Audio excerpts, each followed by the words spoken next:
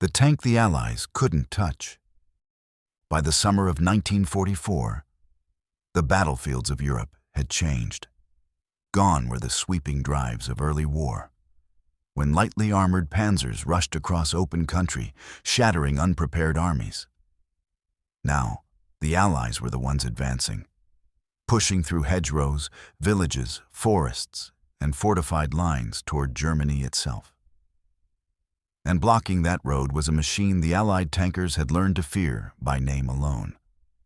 The Panzerkampfwagen 5. The Panther. It appeared in mid-1943, just before the Great Clash at Kursk. And from the moment it entered the war, it redefined what a tank could be. With a long-barreled 75mm high-velocity KWK-42 gun, it could punch through almost any Allied tank at ranges they could barely reply from. Its sloped frontal armor, 80mm thick, was angled to deflect impacts that would have shattered lesser steel. And its optics, precision built by Zeiss, allowed gunners to acquire targets with frightening clarity. To the men inside Allied Shermans, it seemed impossible.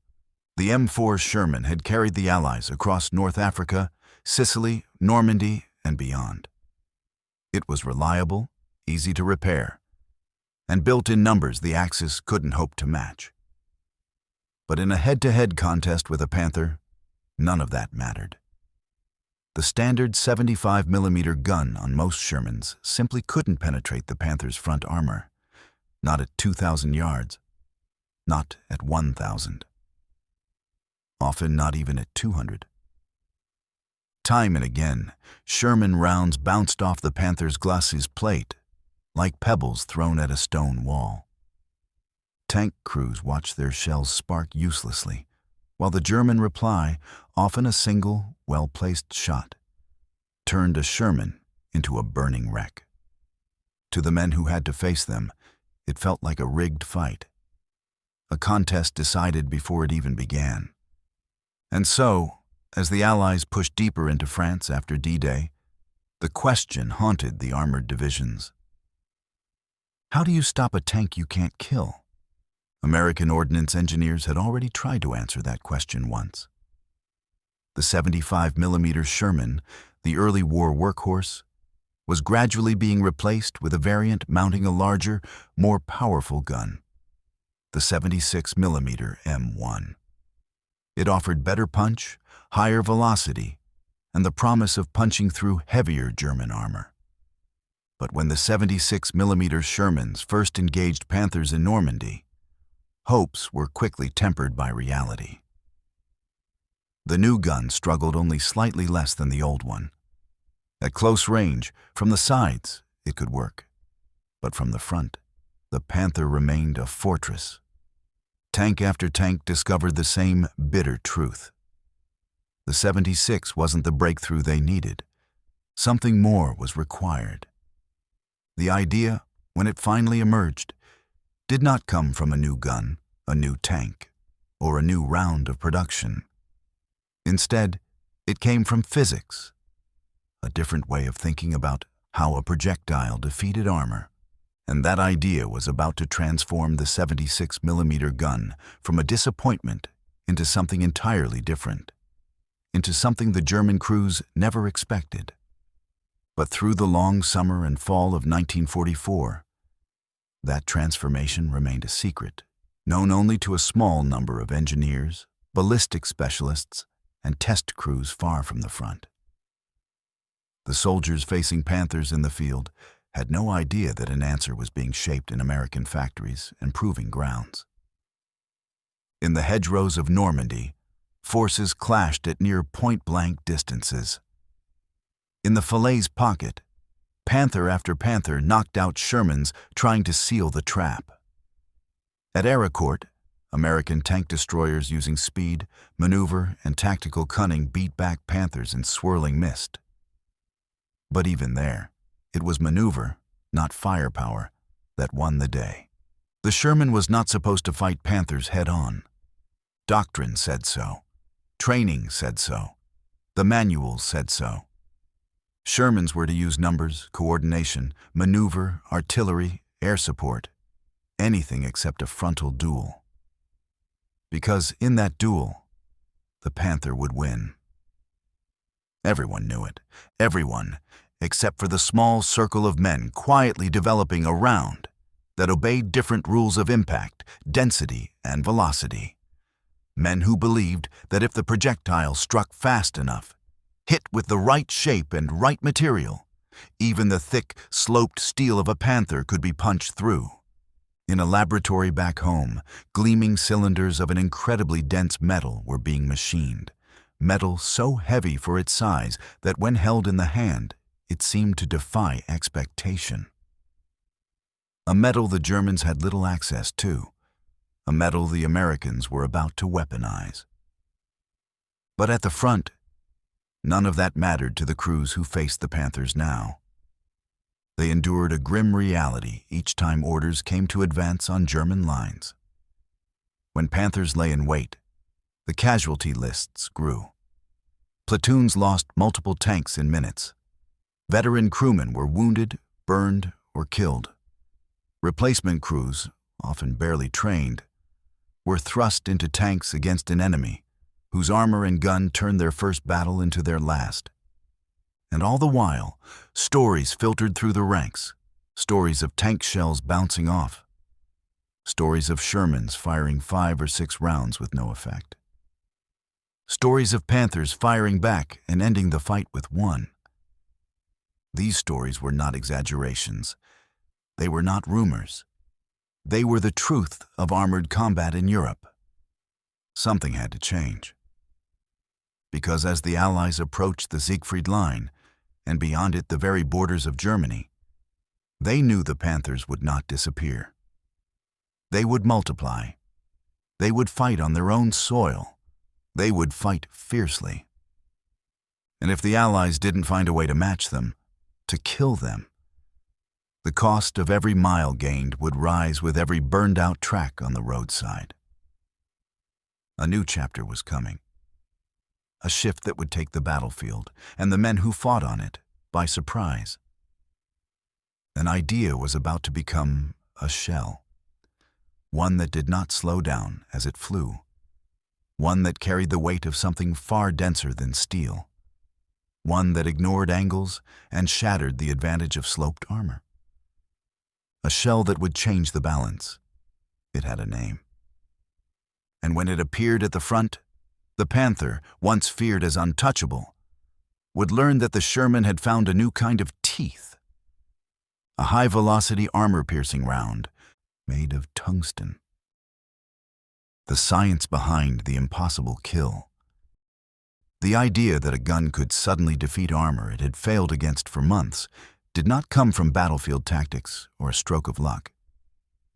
It came from a different battleground, one of physics, metallurgy, and mathematics, where war was fought not with tanks and shells, but with density, velocity, and impact energy.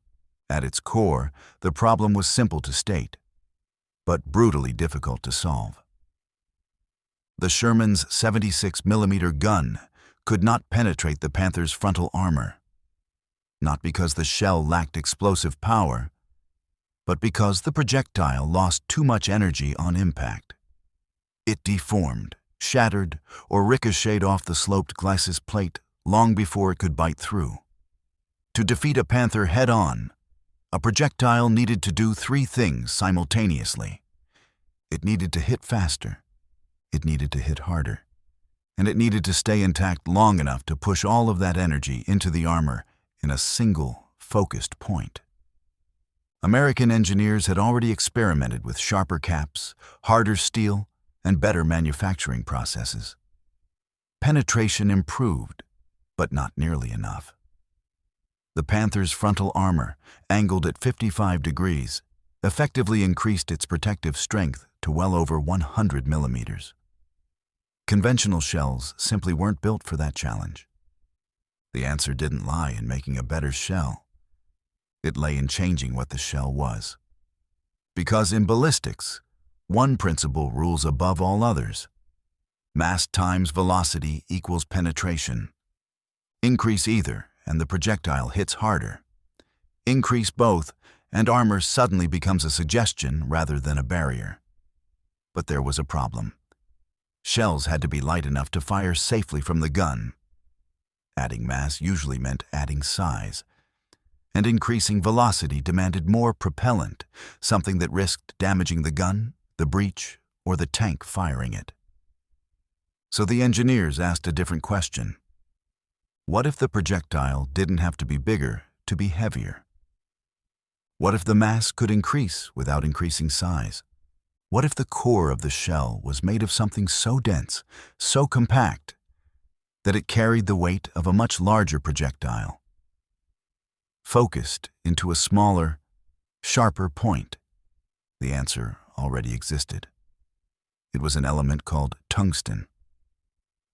Tungsten was not just dense, it was one of the densest metals known to man, nearly twice as heavy as lead, hard enough to remain intact at extreme impact speeds, capable of carrying enormous kinetic energy into a target without shattering. Placed at the heart of a projectile, tungsten turned it into something else entirely. A dart, a spear, a penetrator designed to punch through steel the way a needle pierces cloth.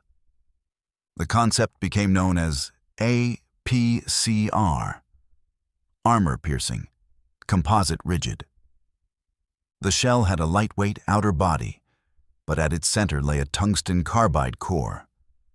Fired from the 76mm gun, this smaller, denser core traveled faster than a standard round, because the gun's propellant was pushing less mass. That meant higher muzzle velocity, and velocity was everything. Engineers knew that doubling velocity quadrupled penetration energy. Tungsten allowed them to exploit that rule. Tests began in secret, far from the battlefront, at Aberdeen Proving Ground and other test sites across the United States. There, rows of thick steel plates, angled and flat, waited like silent challengers. Engineers fired standard armor-piercing rounds first, watching them punch, ricochet, or dent. Then they loaded the new round. When the tungsten-cored projectile struck, it did something extraordinary. It did not mushroom, it did not shatter. It bored. It sliced into the steel and kept going, shearing through plate that had stopped every other shell. It drilled deep, leaving a narrow but devastating channel of molten metal and fractured armor behind. Suddenly, the Panther's once invulnerable sloped front plate didn't seem so invulnerable after all. The U.S. Army called this new ammunition HVAP, high-velocity armor piercing, and when the data came back from the proving grounds, there was a moment of disbelief. On paper, HVAP gave the 76mm gun something it had never possessed before: a realistic chance of penetrating a Panther frontally. Not with every shot, not at extreme range, but at battlefield distances, at 500 yards, 300 yards, even more in some conditions. The Panther, for the first time, could be killed head-on. The round that made this possible, the M93 HVAP, achieved muzzle velocities exceeding 3,400 feet per second, far beyond the standard AP rounds. But in science, success brings a new challenge. The tungsten that made HVAP possible was both rare and critical to other wartime industries. It wasn't enough to simply produce the shells. They had to be produced in a way that justified the cost. Tungsten couldn't be wasted. It had to be allocated where it mattered most. So the early HVAP project proceeded quietly. Only a limited number of rounds could be manufactured. Only select units would receive them. And no one could know, especially not the Germans, that the Americans had developed a round that changed the rules of armored combat. Because secrecy was its own weapon. If German tank crews believed their armor was still untouchable, they would expose themselves to fire they would otherwise avoid. Confidence was a shield as powerful as steel. So HVAP remained a whisper. Meanwhile, in testing facilities across the Atlantic, German engineers unknowingly confirmed everything the Americans hoped for. Captured 76mm guns and ammunition were examined. The Germans respected the 76, but believed it still lacked the power to defeat the Panther frontally. They had no idea something new was coming. All that remained was to deliver HVAP to the men who needed it. But this presented a different kind of obstacle, one not of physics, but of logistics. The Army prioritized tank destroyer units over regular Sherman units, reasoning that tank destroyers were built for the job of killing enemy armor. So when the first batches of HVAP rolled off the line, they went not to tank crews, but to M10 and M18 tank destroyer battalions. Sherman crews, those who faced the Panthers most often, would receive HVAP later and in painfully limited quantities, sometimes just a few rounds per tank. 5 rounds, sometimes only 3. Occasionally, only 1, enough for a single moment of truth. Crews stored HVAP carefully, saving it for the shot that mattered, for the Panther that blocked a road, held a ridge, or ambushed a column. HVAP wasn't fired at anything less than a major threat. It was the round of last resort, the trump card. The impact of HVAP in combat would not be decided by firing ranges or tests. It would be decided by crews who had suffered losses, watched friends die in burning tanks, and now held in their hands a chance, however slim, to reverse that fate. But the battlefield would introduce complications no test range could simulate.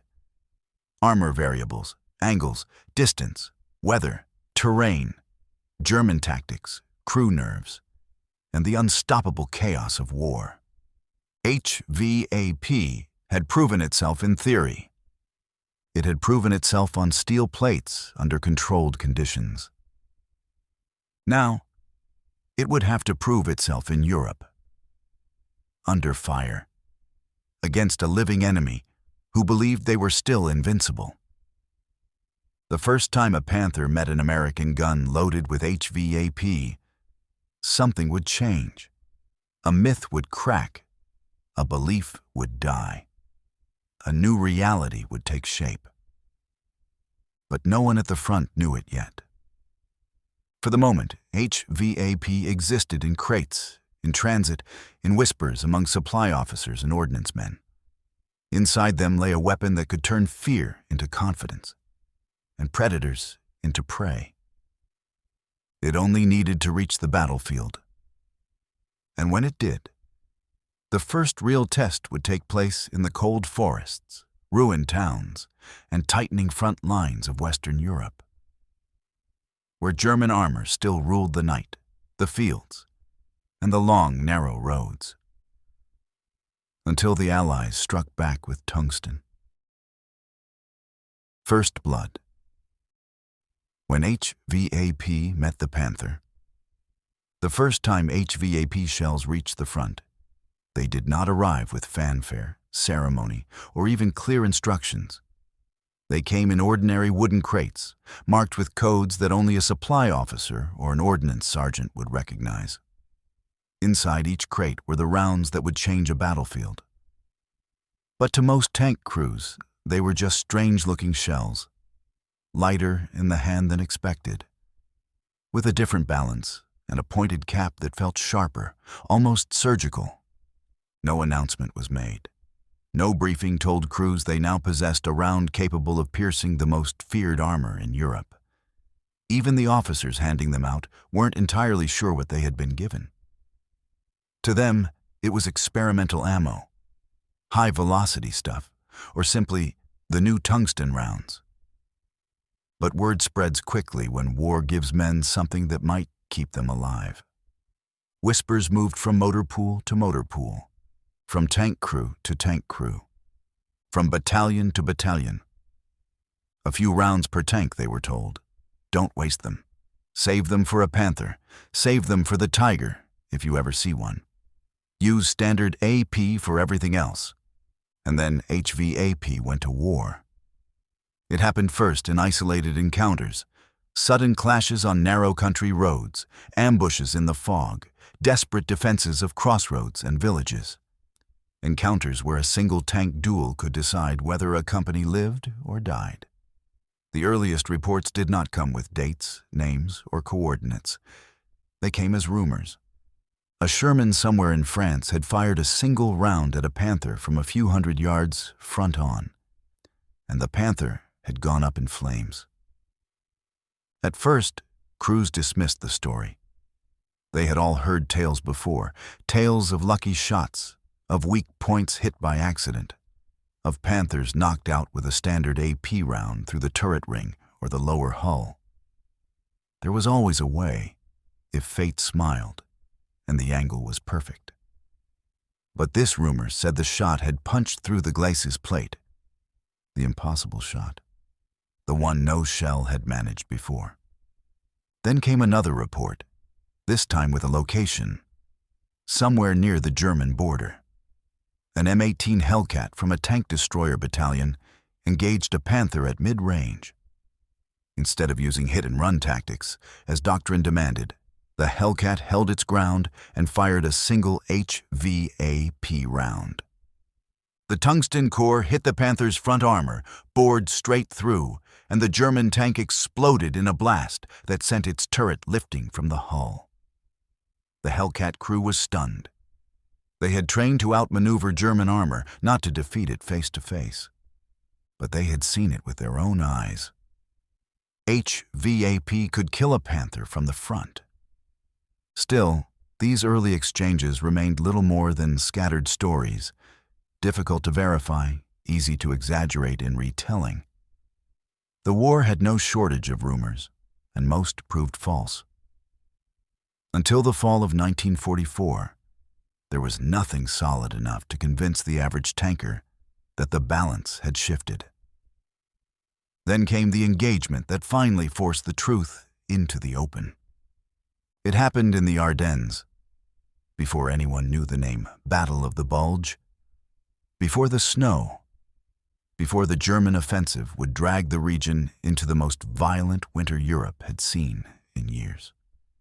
In those weeks leading up to December, American forces fought to pierce Germany's frontier defenses and force a path toward the Rhine.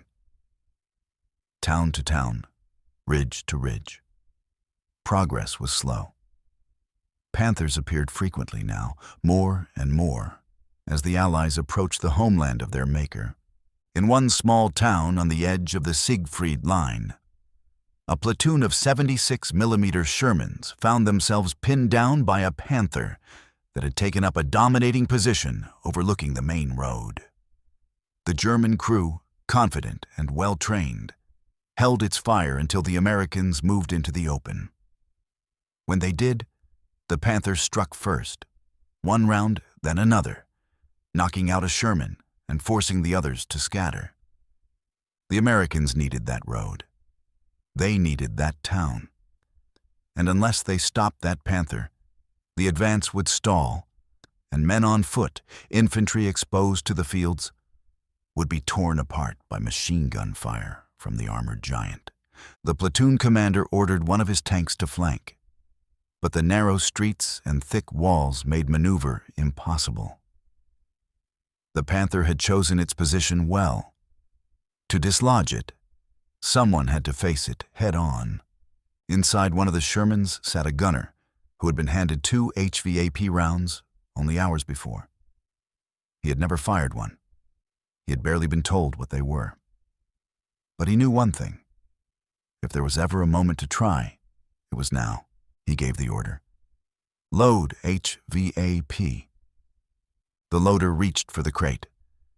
Inside, the new shells gleamed faintly, their unusual shape easy to spot. He lifted one, slid it into the breech, and closed it with a solid metallic clack. The gunner steadied his breathing. The commander called the range. The driver held the tank in position, exposed, a clear target for the Panther. The battlefield fell quiet. The Panther saw the Sherman in the open and pivoted its turret. The long 75 swung toward them, the black shadow of its muzzle tracking across the rubble-strewn street. The German gunner was seconds from firing. The American gunner fired first. The HVAP round left the barrel with a crack so sharp it sounded different from any shell the crew had ever fired. Faster, lighter, meaner, like a whip crack of tearing air. It crossed the open ground in a blur and struck the Panther squarely on the glacis plate. What happened next left both crews stunned. There was no ricochet, no spark, no harmless bounce. The tungsten core punched through. Inside the Panther, the penetrator tore through steel, fuel, and men with devastating force. Flames erupted from the hull. The tank shuddered, stopped, and smoke began to pour from the hatches. Within seconds, the German crew either bailed or burned. The road was open. The Sherman crew sat in disbelief. Then a realization settled in. A realization that spread across the armored divisions and tank destroyer battalions in the weeks to come. For the first time in the European War, an American tank crew had met a Panther head-on and won because of their gun, not their tactics, not their numbers, not a stroke of luck. It changed something far more powerful than strategy. It changed morale. Because news of that engagement did not remain a rumor. It was logged, verified, reported, discussed at regimental level, passed to other units. It became something rare in war, a confirmed, repeatable answer to a problem that had seemed unsolvable. When HVAP shells next appeared at the front, there was no confusion about what they were or when to use them. Crews began marking them, separating them, treating them with the respect of a lifeline. Some gunners carved a P for Panther on the base of the casing. Others wrapped them in cloth so they wouldn't rattle. One tank crew, so the story goes, nicknamed their HVAP rounds David, after the biblical story of the boy who slew a giant with a single stone. Across the front, attitudes shifted. Sherman crews who had once avoided frontal duels now held 1 or 2 HVAP rounds in reserve, just in case the day came when opportunity aligned with necessity. Tank destroyer crews, already trained to hunt Panthers, gained a new level of confidence that turned ambushes into executions. And the Germans? At first, they refused to believe it. Reports came back of Panthers being penetrated from the front by 76mm guns, and German officers dismissed them as false, as exaggerations, as cases of side or lower plate hits misidentified as frontal kills. But the reports kept coming. One Panther company commander described his shock after examining a knocked-out Panther and discovering a narrow, clean hole through the front plate. Not the jagged tear of an internal explosion, but a precise puncture as if from a steel arrow. Shock turned to concern, then to alarm. The Panther's armor, its greatest advantage, no longer guaranteed survival. Something had changed on the battlefield. Something small, fast, and impossibly dense. Something the German designers hadn't planned for. Something made of tungsten. And as winter arrived in late 1944, that change collided with the largest German counterattack of the Western Front, throwing HVAP, the Panther, and the men who relied on both into the most brutal test they would ever face, in the frozen woods of the Ardennes. Into the Bulge, tungsten in the snow. The Ardennes was never meant to be the center of a major offensive. It was dense, heavily forested, and brutally cold in the winter months. Terrain that forced armies to move slowly, feel blindly, and fight at ranges where the unexpected was more dangerous than the enemy you could see. To American planners in late 1944, it appeared to be the quiet sector of the Western Front, a place to rest exhausted divisions, rotate units, and prepare for the final push into Germany. But Adolf Hitler had chosen it for the exact same reasons. Because if the Americans thought the Ardennes was quiet, they would not expect an attack. And if the Germans could punch through it quickly, seize the crossings at the Meuse River, and drive to Antwerp, they could split the Allied armies in two and force a negotiated peace. To accomplish this, Hitler needed tanks, many tanks, and at the heart of his plan were the armored units that still carried his most advanced weapon, the Panther. On December 16, 1944, the German attack began. Under a dark, snow-heavy sky, artillery thundered across the American lines. Fog blanketed the forests. Visibility collapsed. Roads iced over. Communications faltered. And out of the trees, through the mist, came the sound that American soldiers learned to fear. The low, metallic growl of German tank engines. Maybach Pf-12S, warming in the cold, pushing columns of Panthers, Panzer IVs, and assault guns forward through the snow. The Battle of the Bulge had begun.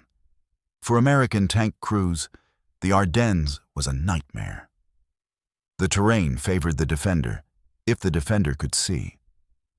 But in the fog, in the forests, at crossroads and village streets, armored engagements became brutal, close-range ambushes. The Panther excelled here.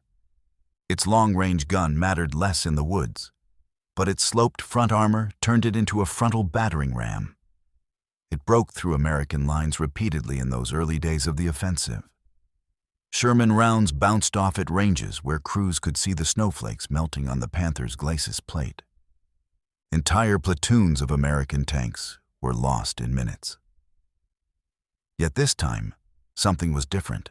Mixed among the regular Sherman rounds were the slim, deadly tungsten HVAP shells. And in the chaos of the Ardennes, those few precious rounds changed not the course of the campaign, but the survival of the men who used them. In the first days of the German offensive, an armored unit of the 3rd Armored Division found itself retreating through the fog-choked forest roads as Panthers broke through. Their Shermans, built for mobility, struggled on the ice. Engines bogged, treads slipped, and more than one crew, hearing the rumbling of Panthers closing behind them, abandoned their tanks to escape on foot. One lieutenant, commanding a 76mm Sherman, kept his crew inside. He had 3 HVAP rounds, only 3. But the road behind them narrowed into a tight bend between the trees, just wide enough for a single tank to pass. If he could block that road, he could buy time for infantry and support units to pull back and form a defensive line. He ordered the driver to halt. They turned the Sherman sideways across the road, turret facing the curve. Snow collected on the tank's hull. The crew shivered in the cold metal chamber. Through the gunner's sight, visibility was measured in yards. White fog, dark branches, shifting shadows. Then, through the mist, the black snout of a Panther's gun emerged, followed by the silhouette of the tank's prow. It advanced slowly, confidently, knowing American guns could not harm it head-on. The Panther stopped short, fired, and its shells slammed into the Sherman's front hull, rocking the tank violently. Armor spalled inside, but the Sherman held. The American gunner steadied his crosshairs. Load HVAP. The loader rammed the tungsten round home and shouted, "Up!" The gunner fired. The recoil hammered the crew's shoulders as the HVAP shell tore through the fog and struck the Panther's front plate. A flash, a burst of sparks, and then the German tank jerked to a halt, flames bursting from inside the hull. The Panther did not return fire. It burned in the middle of the road. 1 HVAP round down. 2 left. More engines approached. The American crew did not run. In the days that followed, similar stories emerged. Shermans that once would have withdrawn or been destroyed now held ground, because they carried a weapon that could kill the unkillable. But HVAP did not make the Ardennes easy. For every Panther destroyed, there seemed to be two more. Worse, supply lines strained under ice, snow, and German attacks. Fuel ran short. Ammunition shipments slowed. HVAP rounds, scarce before, became almost mythical during the Bulge. Crews began to improvise. Some tank commanders swapped HVAP rounds between tanks before battle, concentrating them in the most experienced gun crews. Others saved them for ambushes, luring Panthers into kill zones, then striking once at ideal range. Across the front, tank destroyer battalions wielded HVAP like a scalpel.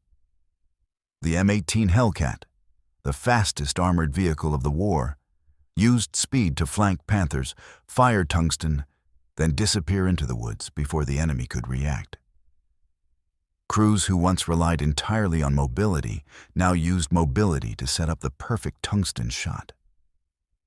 Still, even with HVAP, the Ardennes was not a battlefield of easy kills.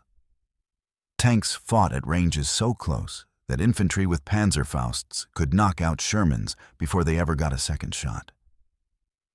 Panther crews, too, adapted quickly. The first time a Panther was hit frontally by a 76, they thought it a fluke. The second time, a disturbing possibility. By the third, the German High Command took notice. Reports reached headquarters of front plate penetrations by American guns. Technical officers investigated burned Panthers and found clean entry holes. Narrow, circular shafts that bored through armor like a drill bit. They recovered fragments of tungsten cores inside the wrecks. The conclusion was unavoidable. The Americans had developed a high-velocity penetrator. For the first time, Panther crews hesitated before charging head-on into American tanks. Their confidence, the unshakable belief that the front of the Panther was invincible, cracked. German tactics shifted. Instead of relying on frontal armor, some Panther units adjusted to take angled positions, reducing the chance of a direct hit on the glacis plate. Others tried to strike first from hull-down positions, exposing only the turret. But the Ardennes was not an engineer's battlefield. It was a crucible of mud, snow, and surprise. And in that environment, HVAP's speed and penetrating power forced German armor to treat American tanks with a respect they had never shown before. For the Americans, that shift was invaluable. A tank war is not only fought with steel, it is fought with belief. The belief that you can win. The belief that your weapon can kill. The belief that your crew has a fighting chance. Before HVAP, Sherman crews saw Panthers as executioners. After HVAP, they saw them as opponents. Dangerous, deadly, but beatable. Still, HVAP remained scarce. Too scarce. Only a fraction of American tanks had it during the Bulge. Many of the exploits that winter came from units that had only 1 or 2 rounds to use across an entire engagement. And every time an HVAP round was fired, it was gone for good. But sometimes, one shot was all that was needed. In the snow-covered Ardennes forests, the myth of the Panther's invincibility died. Not in a grand battle with thousands of tanks, but in dozens of small encounters where a single Sherman crew, armed with 1 tungsten round, chose not to run. The winter offensive raged for weeks. Villages changed hands multiple times. Panthers burned in the snow, Shermans burned beside them, and the white landscape turned black with soot and steel. When the German advance finally stalled and the Allies counterattacked, the Ardennes became a graveyard of frozen wrecks, tanks locked in place by death and winter itself. But among the after-action reports was a pattern no historian could ignore. Where HVAP was present, the odds changed. Where tungsten was used, Panthers fell. Where crews had a weapon they believed in, they stood and fought. The Ardennes had proven the value of the new ammunition in the most brutal test of the war. But winter was not the final battleground. Ahead lay the Siegfried Line, the Rhine, the crossing into Germany, and the battles that would bring American armor face to face with the enemy on his own soil. Where Panthers were more numerous, better supplied, and fought with the desperation of a cornered army. The tungsten shells that had saved lives in the Bulge were about to be used in the march into Germany itself, where the question was no longer whether they worked, but whether there would be enough of them left to finish the fight. The shortage, a weapon too rare to win the war. For all its power, all its promise, and all the lives it saved, HVAP entered the war with a weakness no tank crew could fix, no commander could ignore, and no battlefield victory could overcome. There simply wasn't enough tungsten. The element that made HVAP so lethal was the same element that made it nearly impossible to field in the numbers the war demanded. Tungsten carbide, the dense, razor-hard metal at the core of every HVAP round, was not a resource the United States could manufacture at will. It had to be mined, refined, and transported from limited deposits around the world. And long before tank crews ever heard the name HVAP, tungsten had already been spoken for. In Washington, in London, in Ottawa, and across the industrial world, tungsten had been designated a critical war material. It was essential not only for armor-piercing shells, but for cutting tools, machine tools, industrial drills, armor plate production, aircraft part fabrication, and the massive expansion of American wartime manufacturing. The same metal that let a 76mm gun kill a Panther also allowed factories to cut steel, shape engines, and build the very machines that made war possible. Without tungsten, the arsenal of democracy would slow, and no ammunition, no matter how effective, could justify crippling the machines that supplied every front of the war. So the U.S. Army Ordnance Department faced a brutal choice, one that never reached the tank crews or the newspapers, but shaped the war all the same. How many men at the front were worth the tungsten needed to build the machines behind them? The answer was cruel, practical, and unavoidable. HVAP would be rationed. Production began, but at a fraction of what armored divisions needed. Early batches were counted not in the tens of thousands, but in the thousands, barely enough to equip the frontline units in Europe, let alone the Pacific or the training grounds. And before the first crates reached combat, Washington made a second decision that shaped the battlefield. Tank destroyer units would receive HVAP first. The logic was simple, on paper. Tank destroyers existed to kill enemy armor. Shermans, at least in theory, existed to support infantry, exploit breakthroughs, and fight alongside other arms of the force. Shermans weren't anti-tank vehicles. The Army insisted they were part of a combined arms equation. Tank destroyers, however, were the designated Panther and Tiger hunters. So when HVAP shipments began, the high-velocity tungsten shots went primarily to M10 Wolverine and M18 Hellcat battalions.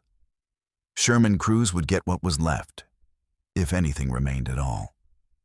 In practice, this meant that in late 1944 and early 1945, for every Sherman platoon that carried 2 or 3 HVAP rounds, there were others that never saw a single one. Tank crews cursed the decision quietly and sometimes loudly. A Sherman faced Panthers more often than tank destroyers did. Shermans were the front line, the spearhead of the advance, the tanks clearing towns, holding crossroads, and absorbing the first blows of German counterattacks. Tank destroyers were fast, deadly, and effective in the right conditions, but they were not always there when the Panther appeared. Many Sherman crews believed, with reason, that they needed HVAP more urgently than anyone. But rationing was unbreakable. Even the units that received HVAP rarely carried more than 5 rounds per tank, and often fewer. Some gunners had just one tungsten shot in their entire loadout. One chance. One moment of truth. The shortage shaped behavior in ways no regulation ever could. Crews became misers of tungsten. HVAP wasn't ammunition, it was insurance. A last resort. A lifesaver reserved for the moment when a Panther dominated a field, blocked a road, ambushed a column, or burst through a snowy tree line with no time to flank or withdraw. Loading HVAP was not a casual command. It was a decision made with the weight of survival. Stories spread of crews who refused to fire HVAP unless the commander himself gave the order. Others kept their HVAP rounds hidden, so they wouldn't be taken and redistributed by eager ordnance officers. Tankers scratched warnings on crates, Panther only, as if marking a sacred treasure. And then came the quiet truth that few on the outside understood. Even if HVAP had been plentiful, the tungsten itself would have run out. The Germans faced a similar crisis. They too had experimented with tungsten-cored ammunition, most famously the PZGR, 40A PCR rounds. But by mid-war, their tungsten supply collapsed. Portugal, one of the world's key suppliers, heavily restricted exports after intense diplomatic pressure from the Allies. The Reich had to choose: tungsten for weapons or tungsten for machine tools needed to build weapons. Germany chose production. The result was that most Panther and Tiger crews never saw a single tungsten round for their own guns. And now the Americans faced the same cold equation. By late 1944, the United States was rationing tungsten so aggressively that the Ordnance Department issued memos warning of hazardous depletion if HVAP production expanded. The U.S. could not, under any circumstances, supply every tank with enough HVAP to fight the armor battles ahead. Even if every foundry worked night and day, the metal would run dry before the war ended. So HVAP became a force multiplier rather than a standard issue weapon. It tipped the balance when it appeared, but could not shift the war entirely on its own. There were scenes so ironic they seemed pulled from a war novel. Sherman crews would approach a knocked-out Panther, climb the burned armor, and search the entry hole. Small, clean, unmistakable. Only to realize the tank had been killed with one of the only HVAP rounds they had. Tank destroyer crews reported battles where they faced multiple Panthers, but could afford to fire HVAP at only one. After that, they returned to standard AP rounds that left only sparks against German armor.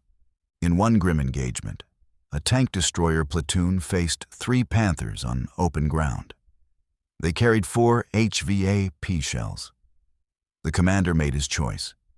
They knocked out 2 Panthers with tungsten, then spent the next 10 minutes firing standard rounds to delay the third, buying time for artillery and infantry to arrive. They won the fight, but half the platoon was lost holding the line. The cruelty of scarcity weighed on every decision. There was even a black market of sorts. Not for profit, but for survival. Units traded HVAP among themselves.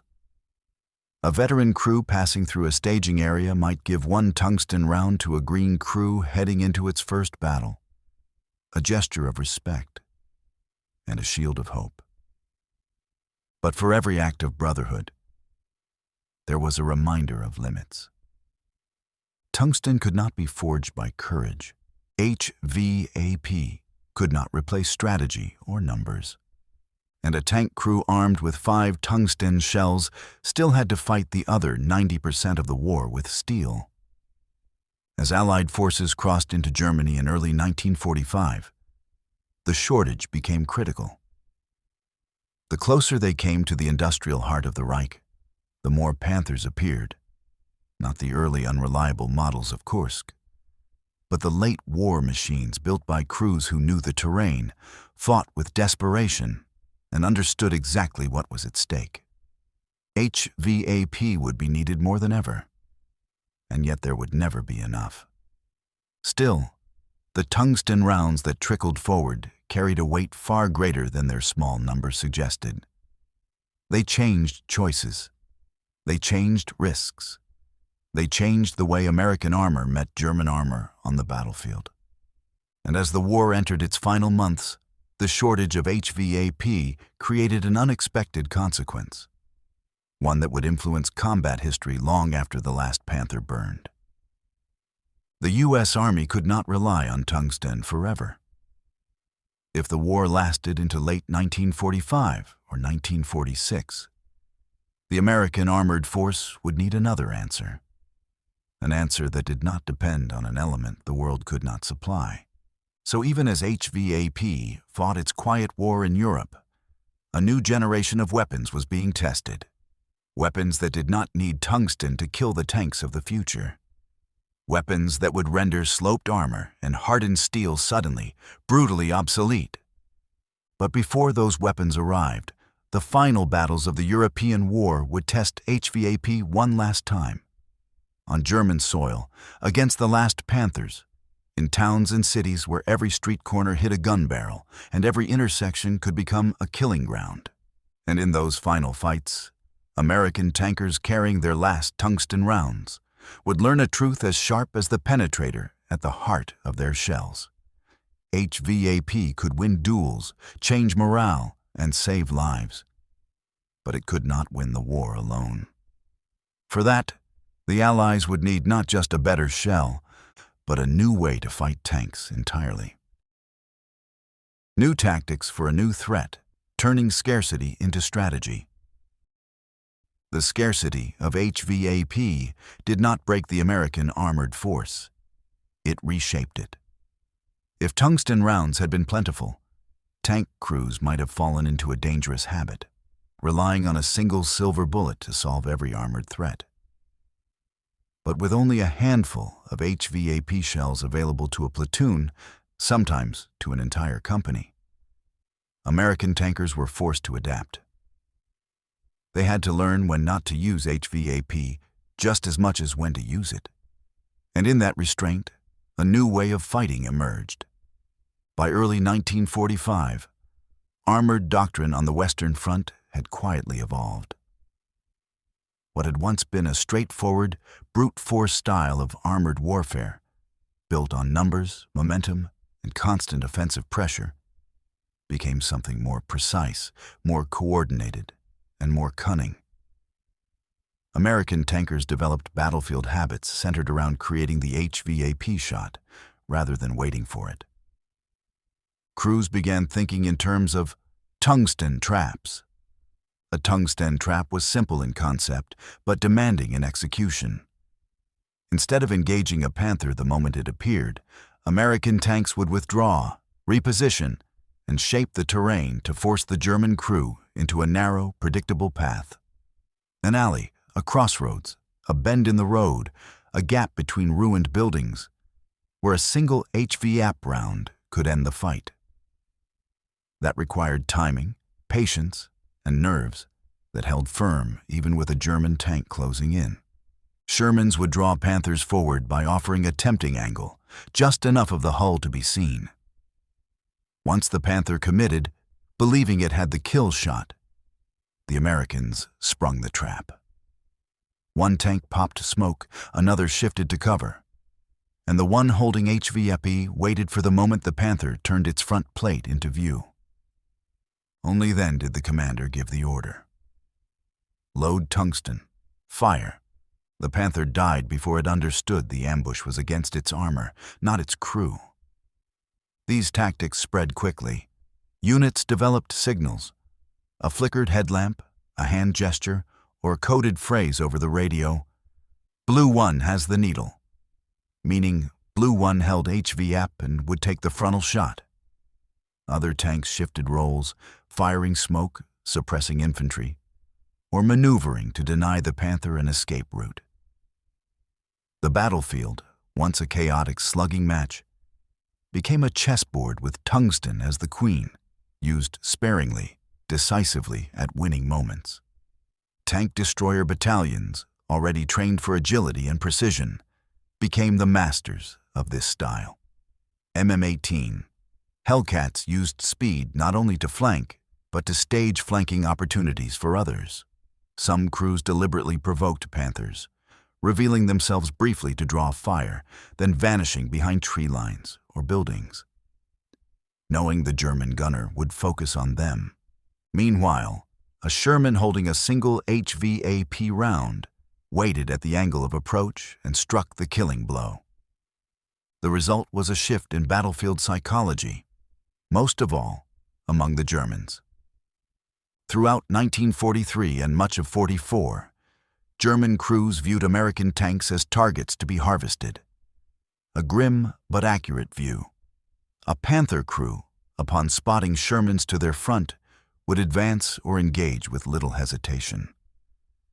But as the winter of the Bulge turned into the spring of the German campaign, something changed. German tank commanders grew cautious.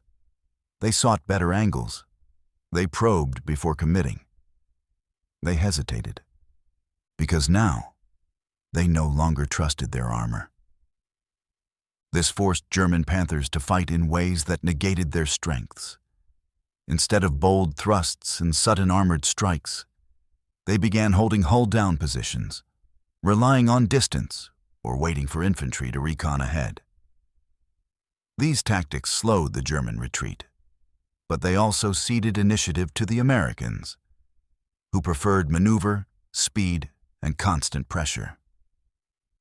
In strategy, a single doubt can undo a former advantage. HVAP put that doubt in the mind of the Panther crews. American commanders adapted on a larger scale as well. They began positioning 76mm Shermans at key overwatch points. Not as brawlers, but as tungsten snipers. Infantry, artillery, and 75mm Shermans would flush German armor into the open. Only then would the 76 fire, often with a single HVAP shot. This shift echoed across entire divisions. Combined arms, once encouraged in manuals, became instinctive reality. Tank, infantry, artillery, engineers, and air support worked in tighter concert than at any previous point in the war. Instead of fighting against the Panther as a tank versus tank duel, the U.S. Army learned to fight around it until the moment HVAP could deliver the decisive blow. But these tactics had a second, unintended effect. They elevated the importance of the gunner. Before HVAP, a gunner's job was constant volume. Fire, adjust, fire again, hope for a side or rear shot, and move before the Panther's return fire found you. But tungsten allowed no waste. A gunner had one chance, one shell, one squeeze of the trigger that had to be calm, deliberate, perfect. Gunners became the linchpin of armored engagements. Commanders placed their most composed, most disciplined men behind the sight of the 76 when tungsten was on board. It was said that a crew with HVAP needed a gunner with a surgeon's steadiness, a gambler's nerve, and a hunter's patience. Many earned reputations as tungsten men. Not sharpshooters, something quieter, something more valued. They were tank killers who could end a Panther with a single shot while under fire. Their names did not reach newspapers, but among armored battalions, they were spoken of with respect rarely given to anyone below a general. Still, tactics and skill could not change the numbers. For every tungsten kill, there were battles fought with steel, blood, and sacrifice. HVAP never replaced traditional combined arms maneuver. It sharpened it. It gave it an edge. But it did not rewrite the war. Yet something else was coming that would. Something born from the same survival instinct HVAP inspired. A weapon not dependent on dense metals, not reliant on velocity alone, but on a new principle of defeating armor. The Allies were developing a round that would make sloped armor irrelevant. A round that didn't need to punch through steel, but could burn through it at the molecular level. A round that would shape the future of tank warfare for the next 80 years. HVAP forced armies to fight smarter. The weapon that followed would make them fight differently. And as the Americans pushed deeper into Germany in early 1945, that weapon began appearing alongside tungsten, the next chapter in the evolution of armor warfare. The explosive tipped idea that tanks could be killed with chemistry instead of mass. Panthers on their last stand. Germany fights on home soil. By early 1945, the war had come full circle. For nearly 2 years, the Panther had been the hunter, stalking Allied armor across France, Belgium, and the Netherlands. But now, as American forces crossed the Rhine and surged into Germany itself, the Panther became something it had rarely been before: a defender. The battlefields were no longer hedgerows and farmlands. They were the towns, factories, and city streets of Germany, places where every intersection could become a tank duel at 20 yards, and every stone wall hid a Panzerfaust waiting to strike. And it was here, on home soil, that the Panther made its last stand. German armored units were no longer the confident elite that had rolled into France in 1940 or held the Eastern Front in 1943. Fuel was scarce. Spare parts were nearly gone. Many Panthers reached the front with green crews, rushed into battle with barely a week of training. Veterans were irreplaceable. Losses could not be recovered. Even so, every Panther that remained was thrown into the path of the advancing Allies. And now, unlike in Normandy, the Americans carried the means to kill them. The factory towns and the final duels. As U.S. armored divisions pushed toward the Ruhr, the industrial heart of the Reich, Panthers appeared in narrow streets, at bridgeheads, and blocking the routes into cities that had built tanks, shells, and aircraft for Hitler's war machine. HVAP shells were still rare, but the men who held them had months of combat behind them.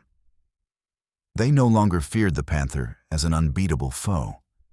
They now treated it as a target that required the right shot. Sherman crews used rubble, smoke, and burned-out buildings to stage ambushes. When a Panther moved to fire down a street, the tungsten round met it first. The German tank's famed glacis plate, once the symbol of its superiority, became the aiming point American gunners sought with a new calm. A single HVAP round, placed well, ended duels that would have been suicide the year before.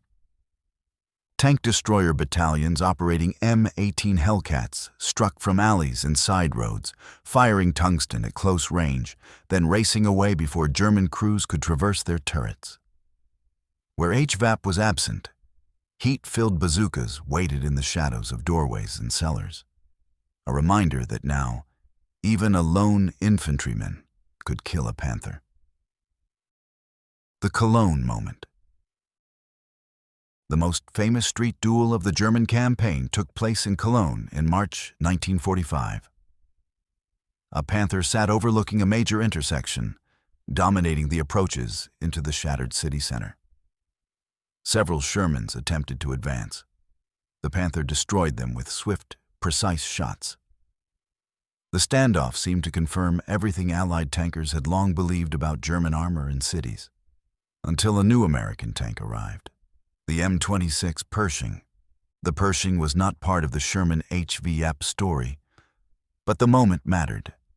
In a short, brutal exchange captured on film, the Pershing engaged the Panther head-on and destroyed it. To American tankers watching the footage afterward, the significance was clear. The age of German armored dominance was over. Panthers could still kill, but they could no longer stop the Allies. Across Germany, HVAP and HEAT accelerated this shift. Panthers fought with fury, but the battlefield no longer played to their strengths. Long-range gunnery meant little in cities. Wide firing arcs meant nothing when enemy tanks emerged at 50 yards. And the sloped armor that once turned AP shells aside now met tungsten that carved through it and shaped charge blasts that ignored angles entirely. Desperation and decline. German crews adapted as best they could. Some Panthers dug into hull-down positions among rubble, exposing only the turret. Others hid behind railway embankments or inside factory courtyards, striking from cover. For every Panther killed, 1 or 2 Shermans might still fall. But the exchange was no longer hopelessly one-sided. Now, Americans could answer with certainty rather than hope. Fuel shortages crippled German maneuver. Some Panthers fought stationary battles simply to conserve fuel. Others were abandoned and destroyed by their own crews when the gasoline tanks ran dry. What Panthers remained often fought alone, unsupported, surrounded, and with no reserves to plug gaps once they fell. Still, there were grim final duels. In one industrial town east of the Rhine, a Panther ambushed an American column, destroying the lead Sherman before withdrawing behind a factory wall. The U.S. tanks spread out. Smoke rounds filled the street, and a 76mm Sherman with a single HVAP shell maneuvered into an exposed flank. The commander hesitated. Using tungsten on a side shot felt like a waste. But he gave the order. The Panther died where it stood. The tungsten shell had spent itself, but so had the threat. Encounters like this played out day after day, town after town. The Panther was no longer a terror that froze Allied armor. It was an obstacle to be cleared. The last lesson of the Panther. By April 1945, German armored resistance collapsed. The Panther, once feared as the apex predator of European battlefields, now symbolized a war Germany could no longer win. HVAP did not flood the front in these final weeks. There was never enough. But it had achieved something deeper. It shattered the myth of invincibility. American tankers, entering Germany with the memory of Normandy burned into them, now fought with a quiet confidence. They had the tools, the tactics, and the belief that the Panther could be beaten. That belief alone changed the outcome of countless engagements. The war in Europe was nearing its end, and with it, the era of traditional armor dominance. HVAP had proven what speed and density could do. HEAT had shown that chemistry could do the same without rare materials. The Panther died in the streets of its own homeland, but in its death lay a revelation that would echo through armies for decades. Armor could no longer rely on armor. And as the guns fell silent across Europe, a new question rose from the ashes of the last Panther. If tanks could be killed by science rather than steel, what would the future of armored warfare become? Legacy of Tungsten: How HVAP Reshaped Post-War Tank Warfare. When the guns finally fell silent in Europe, the world took stock of what had changed. Cities lay in ruins, nations were shattered, and the era of armored warfare had been transformed. Many weapons that entered the war as experiments had emerged as defining tools of modern combat. HVAP, born from a desperate need to kill the Panther, was one of them. It had entered the battlefield quietly, in limited numbers, almost as a stopgap. Yet Its impact echoed long after the last Panther burned. HVAP forced armies to confront a new reality. Armor alone could no longer guarantee survival. The idea that a tank could rely on thicker plates and sharper angles to stay alive had been broken. If a 5-inch slab of hardened, sloped steel could be pierced by a tungsten dart barely thicker than a thumb, then protection needed to evolve. And it did. From velocity to efficiency. In the immediate post-war years, nations studied the tank duels of 1944 and 1945 with cold, analytical precision. They noted which shells killed tanks, at what range, and under what conditions. HVAP stood out for one reason. It proved that a smaller gun, firing the right projectile, could defeat a larger tank. This idea influenced post-war tank guns around the world. Rather than building ever bigger cannons, designers began pushing for greater muzzle velocity and specialized ammunition.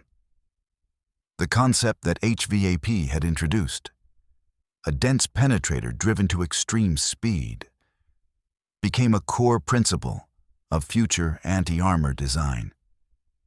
But HVAP itself would not remain the final word. Tungsten was rare and expensive, even in peace. For a world rearming under the shadow of a new conflict, the Cold War, tungsten couldn't be the backbone of a future arsenal. Engineers needed a penetrator that offered the same lethality without draining the world's resources. The answer would come later in the form of a new material, depleted uranium. Decades after HVAP, tank crews would fire darts of uranium from modern guns, long-rod penetrators that owed their very existence to the tungsten idea pioneered in 1944. HVAP had shown the path. Later generations would follow it with new metals and new physics. The Korean War, HVAP's final proving ground. Just 5 years after the last Panther was knocked out in Germany, American tankers met a new threat in the hills of Korea. The Soviet-built T-34/85. It was fast, rugged, and battle-tested. A tank that had fought its way from Stalingrad to Berlin. And once again, American crews faced an enemy whose armor challenged their standard rounds. With many World War II-era Shermans rushed to Korea, HVAP made an unexpected return. Tungsten stocks were still limited, but HVAP shells were pulled from storage and issued to tank units. The results mirrored Europe. Standard AP struggled, but HVAP punched through at ranges that mattered. Old lessons became new again. Gun crews rationed tungsten. Commanders saved it for the T-34's tougher angles. And once more, a single HVAP shot often turned a deadly encounter into a decisive kill. By the end of Korea, one conclusion was clear. The era of ordinary steel versus steel was over. A shift in tank design thinking. Before HVAP, the logic of tank design was linear. More armor demanded bigger guns, which demanded bigger tanks, which demanded more armor, and so on. HVAP snapped that cycle. It showed that technology, not tonnage, decided survival. After 1945, designers focused on 3 new priorities. Mobility and profile mattered more than mass. Specialized ammunition became the tank's true lethal edge. Armor science shifted away from simply adding thickness. The last point would define the next generation. If HVAP and HEAT could defeat steel, then steel alone was no longer enough. This realization sparked a revolution in armor technology. Composite armor, layered protection, spaced plates, and eventually reactive armor. All methods designed to counter high-velocity and shaped charge threats. Every modern tank, Leopard, Abrams, Challenger, Merkava, carries the DNA of this shift. A legacy of confidence. For the soldiers who lived the war, HVAP's legacy was more personal. Tank crews who had once whispered about the Panther with dread could speak of their encounters with pride. Not because the tungsten round made them invincible, but because it gave them a chance to stand, to fight, and to win. HVAP restored balance. It restored belief. It taught a generation of tankers that courage paired with the right tool could overcome even the most feared opponent on the battlefield. And belief in war is a weapon of its own. A small shell with a large shadow. In the scope of World War II, HVAP was a small chapter, limited in number, late to the field, and overshadowed by the massive forces that crushed Germany. Yet historians of armored warfare shall point to the same conclusion. HVAP marked the beginning of the scientific age of tank killing. It was the spark that ignited new thinking. It bridged the ancient idea of punching through armor with the modern concept of defeating it through engineering, chemistry, and physics. It taught armies that the future would belong to innovation, not thickness. Tungsten rounds fired in the winter of 1944 carried an idea into history, a simple idea with enormous consequences.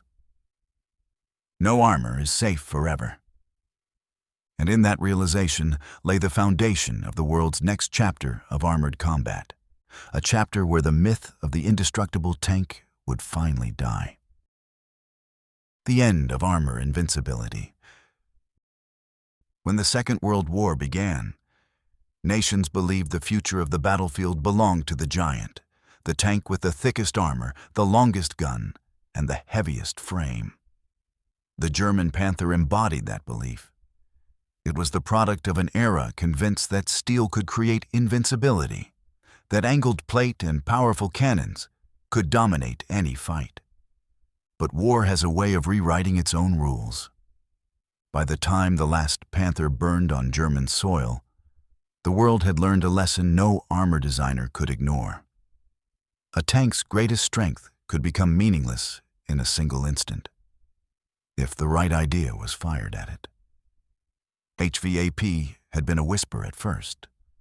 A few rounds in a crate, a rumor of a Panther killed frontally, a secret edge carried in the pockets of a handful of crews who dared to believe that the impossible shot was now within reach. Yet that whisper became a statement, and that statement became a truth. Even the most feared machine can be brought down by innovation. The tungsten dart that cracked the Panther's armor changed more than the course of tank duels in the winter of 1944. It shattered an illusion that had defined armor warfare from the day the first tank rolled across a battlefield in 1916. No longer could a designer simply add more steel and call it superiority. No longer could a commander assume his armor would save him. No longer could a nation rely on thickness as a shield for its soldiers.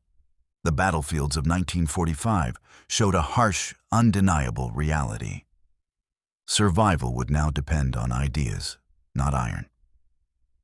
From that moment on, the evolution of tanks and the weapons that killed them became a race of minds.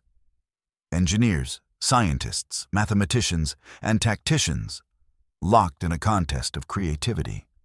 Composite armor, reactive armor, depleted uranium penetrators, top-attack missiles, each one a descendant of the moment tungsten first tore into the myth that steel could stand forever. But for the men who lived it, the legacy of HVAP was not measured in technology. It was measured in lives spared. Tank crews who once felt hopeless in the face of a Panther now had a fighting chance. They no longer rolled forward believing death was inevitable if the enemy appeared head-on. HVAP gave them something far more valuable than a penetrator with a tungsten core. It gave them hope.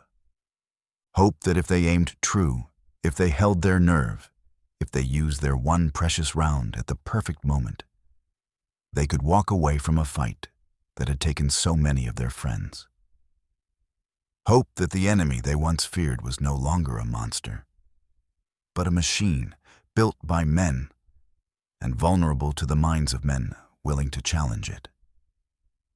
And in the end, that is the quiet legacy of tungsten on the battlefields of Europe. A weapon that arrived too late and in too few numbers to change the war's outcome still changed the war's trajectory.